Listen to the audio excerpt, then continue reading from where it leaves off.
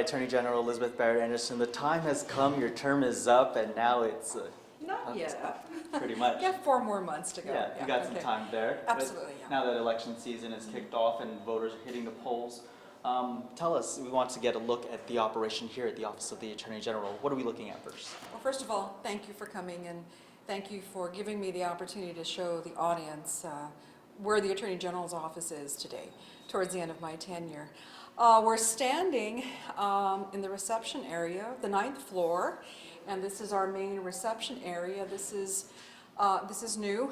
All our floors are open up, and I'll explain a little further as we kind of go through the floors. But here at the Administrative Division and our reception area, you can come up here, and here you can get a notary application or a renewal. You can get criminal history clearances here. You can apply for a job. My job is open.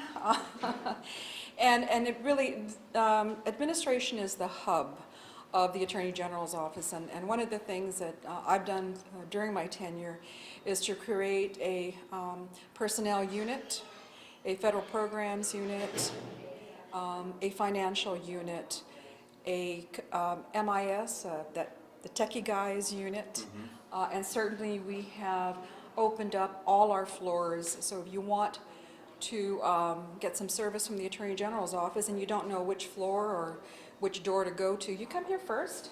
And this is to Shauna. All right. Hi, Shauna. She's a lovely face, and boy, she knows everything, and she knows how to service, how to tell people where to go very politely. Okay. Jackie, and this is Jackie Zahn, my Chief of Staff. I hope I've covered most about everything. Mail, the whole hub comes to Shauna. Is that correct? Yes, ma'am, with the exception of legal pleadings. Okay. So legal pleadings and criminal pleadings, that's a legal term, they go directly to the 8th floor, and we'll show you that. We'll get there soon. But anything you ever wanted to know about where to go or how to do something, if you don't know where to go, Shauna can help you out. Is that right? Any advice to Shauna? No? Just bring your ID? Bring your ID and know what you want, right? And know what you want. So. Okay, so let's go this way. All right, so we're heading across the hall, and so we'll start with the first question here is, what will you miss the most about being the Attorney General? I think, and this is not just a cliche, I think it's working with the people here. And it is kind of cliche-ish, but it's very, very true. There are over 200 employees of this department. They're excellent employees.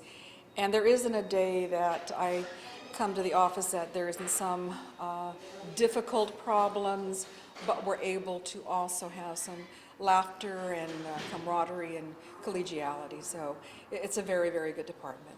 Sure. And what you miss the least as you walk over to What will I miss the least?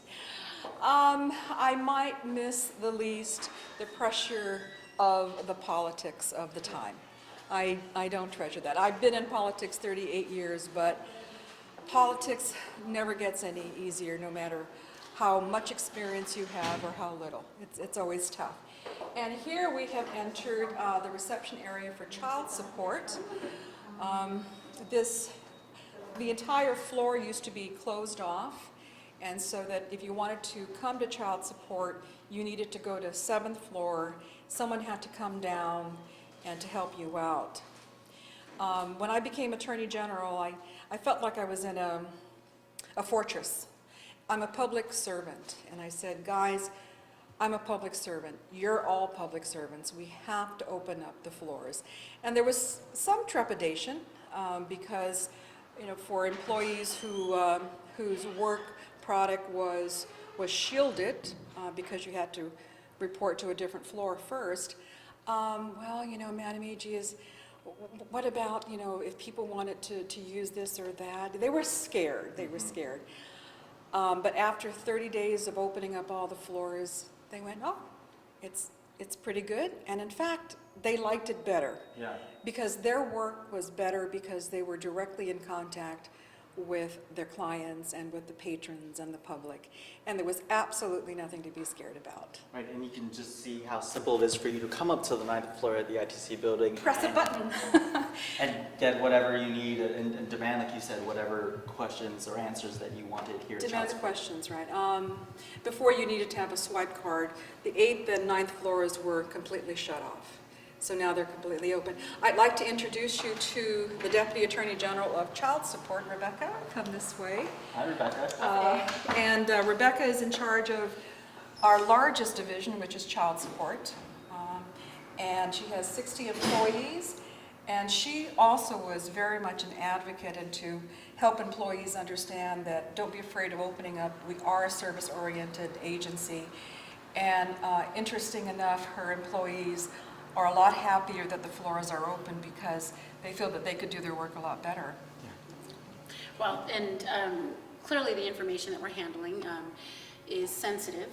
So you can see that in the reception area, the reception area is open to the public, right off the elevators. Of course, all of our case information is kept behind in a secure area. But as the general had indicated, a couple of years ago, we had our reception area down on 7, which would then require that we would go downstairs, meet with our consumers there. It would take a little time, have to be in the elevator, be a little bit separated. But now we're here, we just step out the door.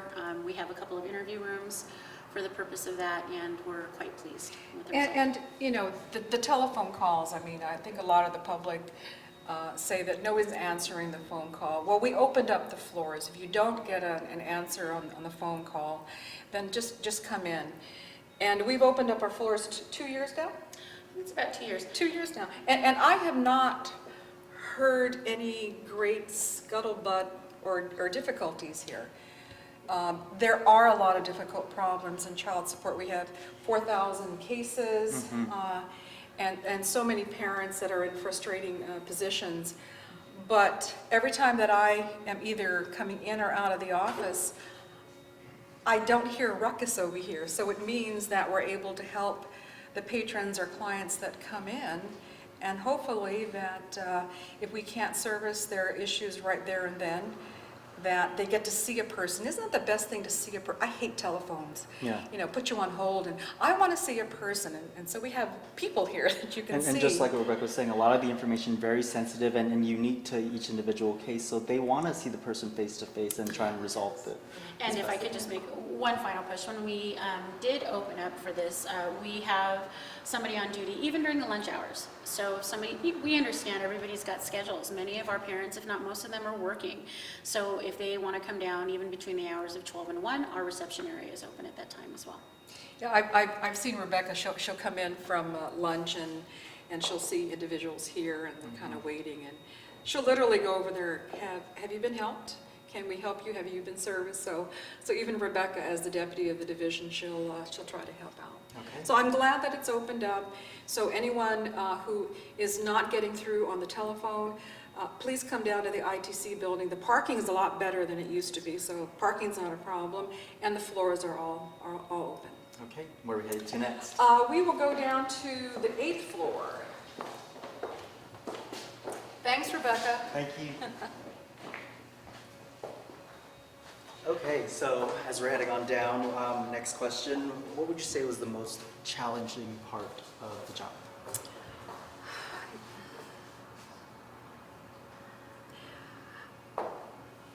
I love a challenge. So answering that question means what was difficult. And I love a challenge, so I didn't find anything challenging. I like to take on challenges, so I enjoy a challenge. Okay. Does that answer the question? It's very honest. Yeah. And so, what would you say has been your biggest accomplishment then during this term? Interesting enough, it was the same accomplishment when I was Attorney General 30 years ago. And it's actually the biggest accomplishment and the most frustrating accomplishment, or the most frustrating part of the job. So it isn't challenging, but sometimes frustrating, is that I'm always asked, what does the Attorney General say on the subject? Someone always looking for your opinion. Always looking for my opinion, and that happened 20, 30 years ago. that if I've been able to restore confidence in public officials, whether it's the governor, directors of agencies, the legislature, in my opinion and my review of the law, then that is most satisfying. And it was very satisfying when I was Attorney General 30 years ago, is to bring that confidence in what the Attorney General says and does. And if I can pass that on to my successor, and that successor carry on with that. So I think that's my most satisfying accomplishment. My most frustrating, because I'm always being asked, what does the Attorney General think? Right. And it gets to be a lot of work. Okay. Yeah. So we've made it to the 8th floor now, Prosecution Division. Right over there, our prosecutor's office, and it's our second largest division. We have 21 prosecutors currently. We usually have about 23 to service the 7 trial judges. And it's a rotation. Prosecution is tough work. It's constant pressure. You're constantly in the courtroom, going to trial, representing the people of Guam in criminal cases. And so it's a high-pressure job. And so these prosecutors are constantly in and out. I think one of the hardest parts of being here in the ITC building, as opposed to previously when I was Attorney General, is that we're about a mile or 2 miles from Agana, from the courthouse. So while the location for ITC is great in Tamuning, when the prosecutors constantly have to be in court,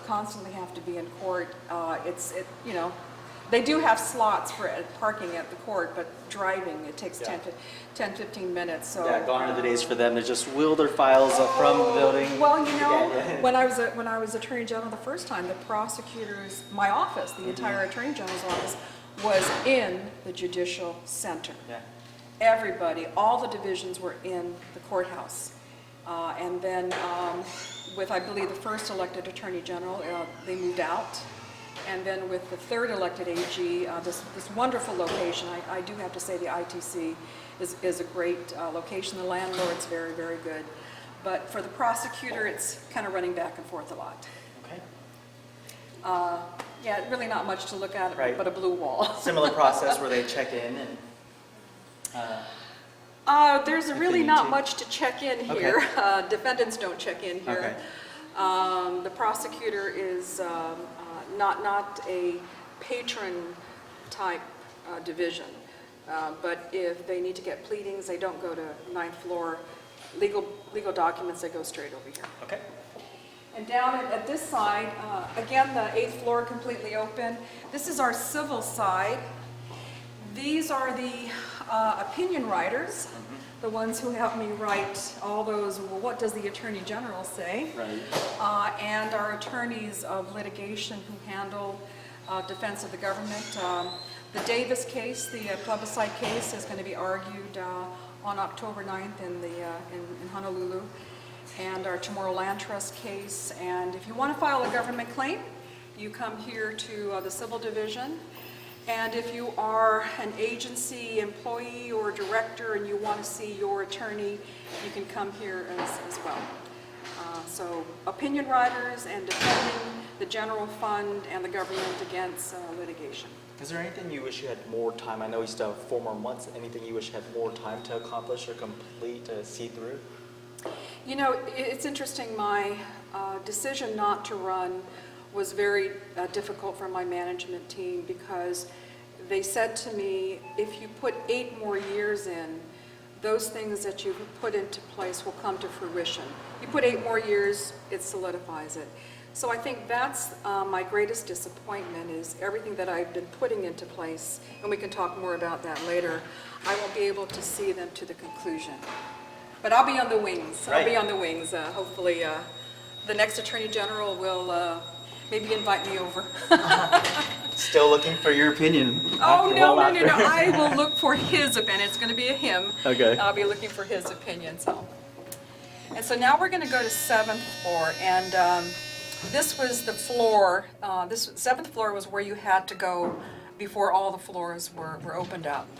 And we just opened up the 8th and 9th floor, like I said, 2 years ago. Okay. So if you were previously, hey Tom, you would have to come out here and then you would go to this hallway here.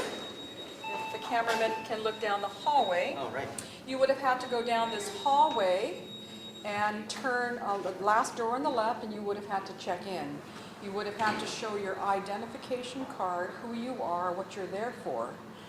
And I went, I don't understand why somebody has to come here and show an identification card, who you are.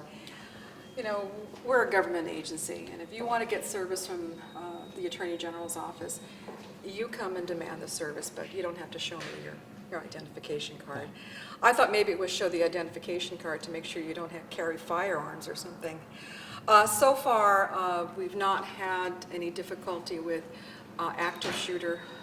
That is a scary issue. We have our investigative unit, and they have trained us. In fact, there was a training, I missed it unfortunately, where we did an actual active shooter gun, so that the employees knew what the sound of a gun was, pop, Right. pop.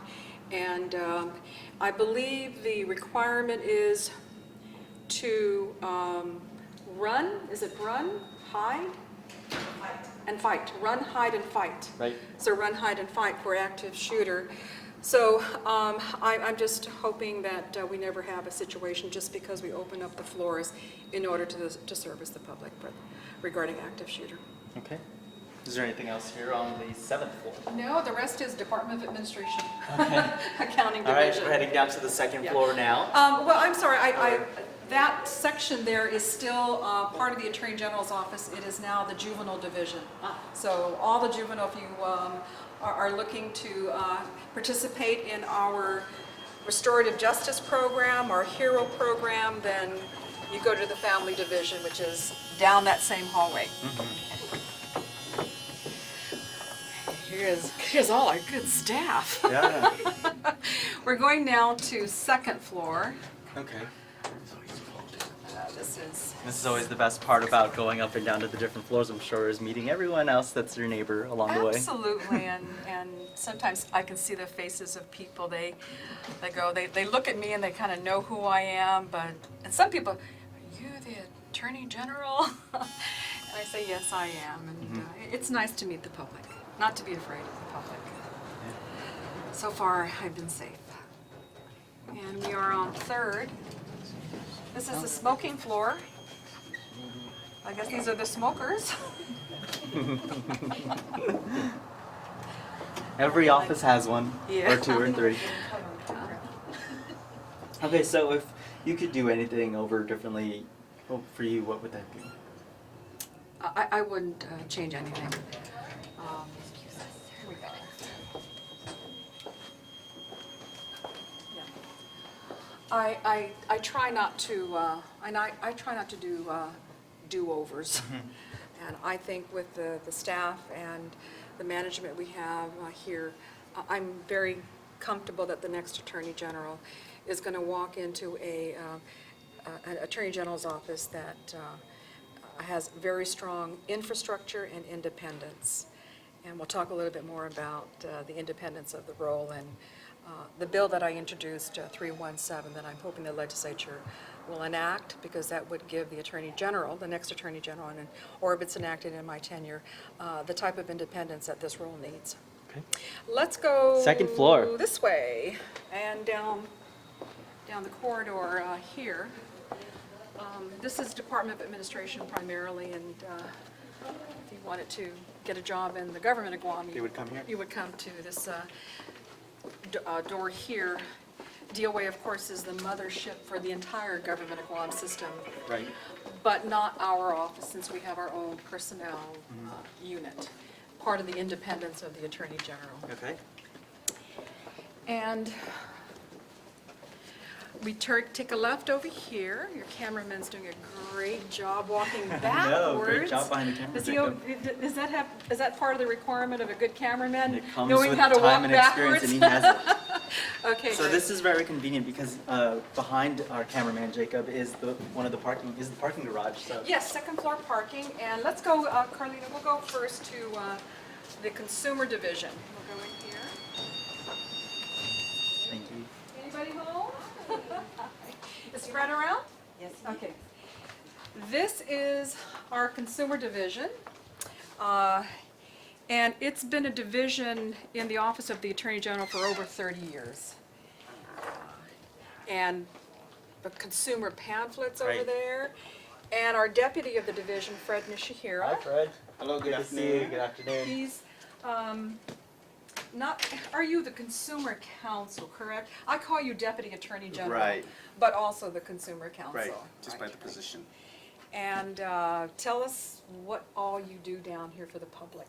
Well, first, the AG recreated the Consumer Protection Division within the office, which we used to be consolidated with the Solicitors and Civil Division. So we perform three primary functions. Of course, our primary function is for consumer protection, which basically we look out for consumers, the everyday purchaser, for businesses who engage in bad practices, whether it's through fraud or deception. We actually look into complaints by the hundreds every year for those. But within that, we also are very familiar, like the pamphlets that you see here are, with ID theft, with good grief, just Can we there's a scan ton some of of other those? things. I don't know if the camera wants to scam some of those. Scam. I'm in consumer protection. Scam. Scan. Not scam, but Some of scan. the issues that we Take a- handle. Take some Fair video. debt collection, buying a used car. We have lemon laws on Guam. Oh, and the lemon law applies to new cars. Choosing credit We do counseling. warranty work, And this- building of new houses, And repairs. this is where we develop. It's the law, and now you know. Right. So through Fred's division. So So besides consumer protection, which is the individual purchaser and, kind of like the victim of a business practice, we also engage, and also the AG brought forth in, is we do restitution, which is for victims Okay. of criminal acts. Okay. So and we, that's a brand new function that Fred has taken over. yeah, so And we're, I'm so proud of that. Yeah. we're growing the program. We collect probably about $40,000 last year. We look to collect more. We're working with the judiciary. We're expanding from just probationers to parolees. We're working to get some new rules that'll give us more authorization to go into court on behalf of victims. And probably the third and final thing that we do is, if I was to branch, is we do a lot of the training here for our office. By law, we do the sexting, the prohibition against sexting.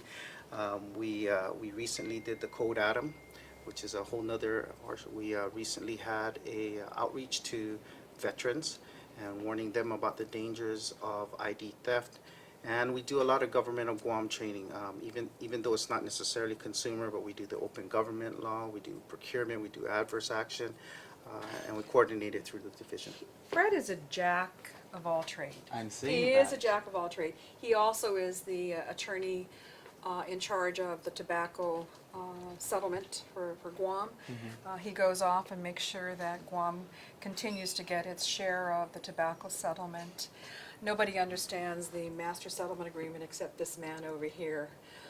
So the consumer division, and really it's a credit to what Fred is doing, has expanded the areas that you asked the question, do I wish we could have done more? And now I remember.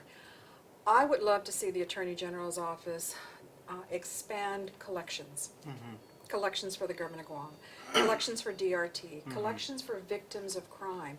And we started with Fred going into the area of the Attorney General's office for the first time, really pushing to collect restitution for victims of crime. We're working with the parole board to, when an inmate comes out and the parole board wants to make sure the inmate, now that they've served their time, they're out, that he or she pays restitution. So we're working with that. We're also trying to work on the front end to collect restitution before someone goes into jail or even while they're in jail and they're doing work within DOC. Collections is one area, we don't have enough resources, and it's the one area if I had 4 more years, I think I would love to see strictly a collections division in the Office of the Attorney General. Okay. Fred, thank you so much for your Okay. time. And we're going to go next to our Victim Service Center. Thank you. Very colorful. Well, it has a reason to be colorful and homey because this is where we help victims of crime. And oftentimes, the families that come here come with their children. Sometimes the children are the victims of crime. So we have to make this place comfortable for the parents or individuals that have to sit down and talk about some very uncomfortable issues, perhaps sexual assault, domestic violence. It could be aggravated assault or murder. And these victims oftentimes have to bring their children, or sometimes the children are witnesses to certain types of crimes. So we try to make it comfortable for them. And what do we have over here? Oh, this is our logo for our Victim Service Center. All the hands reaching out, seeking help and wanting to give some help. So I love this place. I really, really love this place. Some of these things are my grandchildren's toys. And if anyone wants to donate to the Victim Service Center, things to make children more comfortable. Oftentimes, sometimes the children walk out of here with toys, but that's fine. Right. That's fine, you know, if they feel comfortable, go ahead and take something. And in the inner office, we have, Jackie, how many advocates? 7? Nine advocates. They are all federally funded victim advocates. Their role has expanded during my tenure as Attorney General beyond just taking a victim to the court and, you know, being with them and informing the victim of their court hearings, etc. I think Victim Service Center is more than that. There's a whole universe of victims out there that we want to try to service. So the role of the Victim Service Center, I hope will continue to expand with the next Attorney General. Congressman Murdali has indicated that $1.9 million in federal grant money is going to come to Guam, and that's the same grant money that takes care of the Victim Service Center.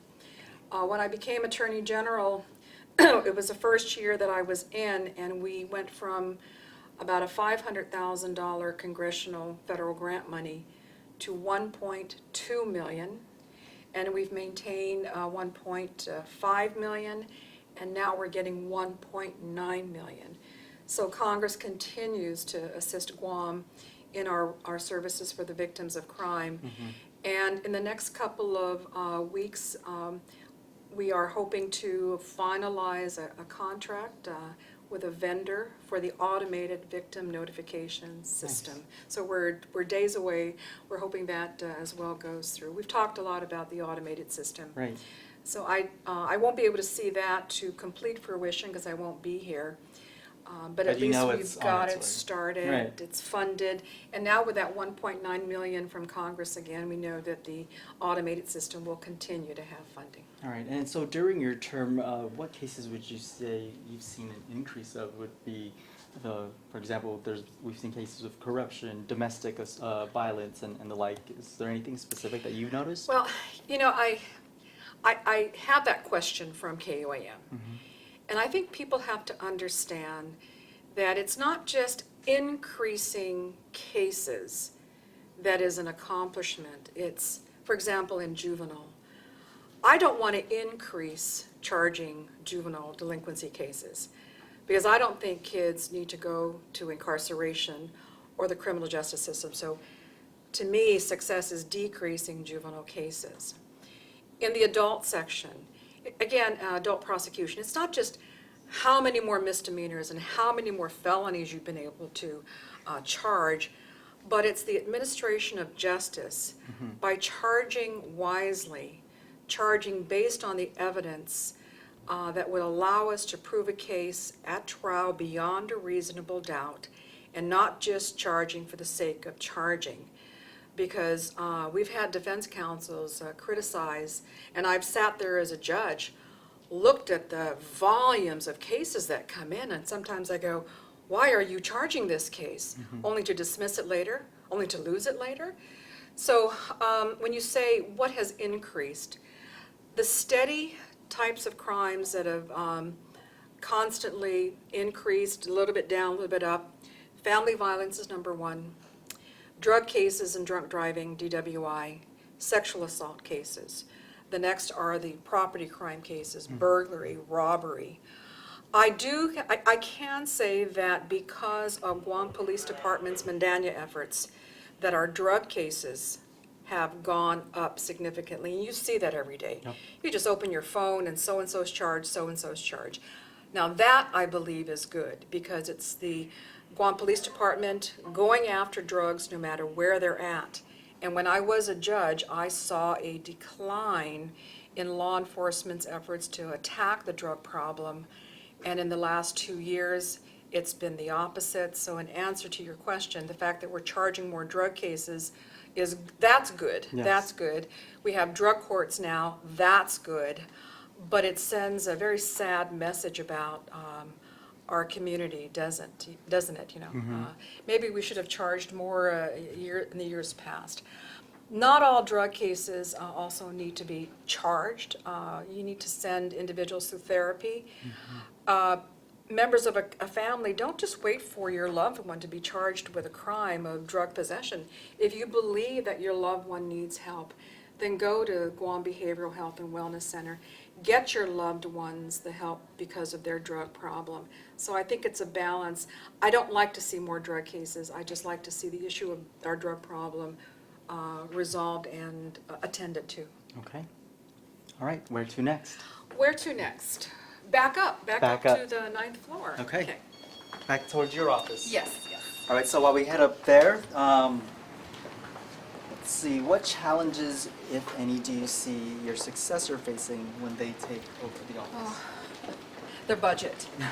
And that was a lot of the talk whenever they go before the voters and forums. Yes. When I became Attorney General, the budget was 15.5. Last year, it was at 16.2, and for FY19, we are down to 14.7. That's a significant problem. And so that means our 14.7 budget is primarily personnel. So what do we do with operations? What do we do with fuel to get the prosecutor down to Agana and back? We cannot bring attorneys from off island anymore with travel. They're going to have to come here themselves, which is fine with me. The rotation of attorneys is a big problem. Contracting with experts and attorneys to assist us in large litigations that may go off island. We don't have contract money for that. So basically it's dealing with a budget that is even lower than 2015. It can be done because I think we have, You've been making it happen as best you can. well, because we have brought on board an accountant, that person is able to help us manage our funds. And it's like any business, you need a good chief financial officer. You need someone with accounting background who is able to let you know how much you have in this quarter, how much you need to cut back on. So although the 14.7 is a worse than bare bones budget, I believe that with the staff of the Office of the Attorney General, that the next AG can make it. Yeah. Tough, but can make it. They went up for the office. I'm sure that they should have that will and the power to do so. And so what advice would you have then for your successor? Sharpen your pencil. Yeah. People are going to be looking to you for your opinion for the office. And I think that the next Attorney General, and certainly one of the candidates is familiar with this office. So that particular candidate knows the volume, knows the huge volume of the 6 divisions, of the 59 attorneys that we have in this office. to be able to manage that. It is a medium-sized agency. We are not a small department, we are not a large department, we are a medium-sized agency. It is the largest law firm on Guam. It has a huge client base, which is the entire government of Guam. We have to deal with the conflicts between legislative and executive branch, which takes up a lot of my time and opinions. It's always interesting in the morning, what is the executive going to say and what is the legislature going to reply, or vice versa, so it's never a dull day.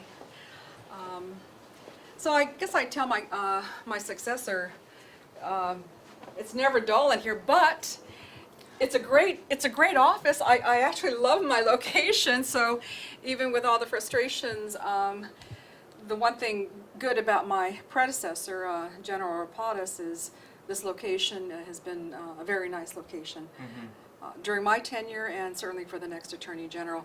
Whoever wins on November, what day is it? November, on election day, I look forward to having that person come in the first week. I'm definitely going to have my current staff now plan it out early so that Attorney General can start from the beginning. If he would like me to move out early, I'm fine with that as well. He can't get paid until he takes the oath. But there's a lot of work here. I want to be able to brief that Attorney General, my successor, and to give them the best opportunity to start on his first day with knowing how to get the work done. So I'm looking forward to briefing the next Attorney General. Okay.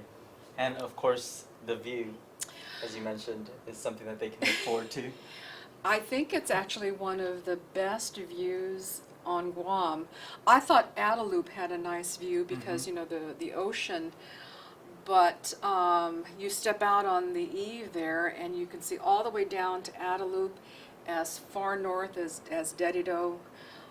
So it, with all the difficulties, with all the pressures and of the job, sometimes it's nice just to look at the sky and look at the rain falling and notice, should I get on, should I leave now or wait till the traffic slows down? Right.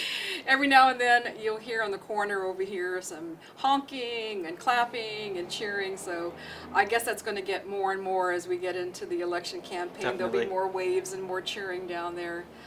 But this is a very, very comfortable office. I'd like to show you something that's very, very interesting. This is mine, by the way. I'm taking that with me. I'm not quite sure where I'm going to put it at home.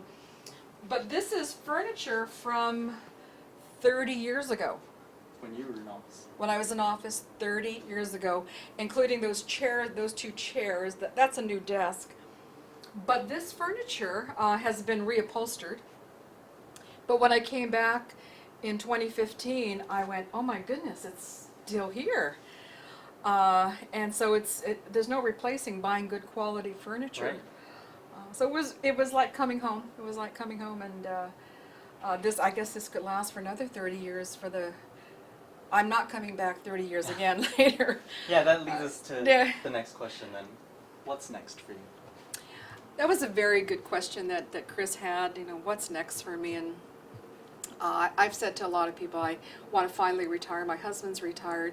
I have two gorgeous grandchildren that I'm in love with. But I think a good way to answer that question was, I was talking to a very good friend of mine. He's an attorney, and he and I both were admitted to the Guam bar at the same time, February of 1980. His name is David Lujan. And so I said to David one day, I said, hey, I thought you're retiring soon. And he said to me, you know, Liz, it's a matter of staying relevant. And I thought that was a great statement.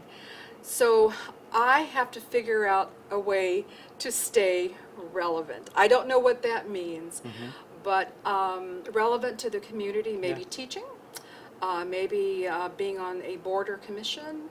I think I'm always going to want to serve the public in some way, but not to the high pressure type position this role requires. I'm going to pass that torch on Yeah. to the next Attorney General. I look forward to working with the next AG. And we wish you all the best in that Thank future endeavor. And of course, like she said, it's not the last we will see of Elizabeth Barrett-Anderson, Attorney General, making her way out. Good luck to you and to the family. Thank you All right. so much. Thank you. Bye-bye.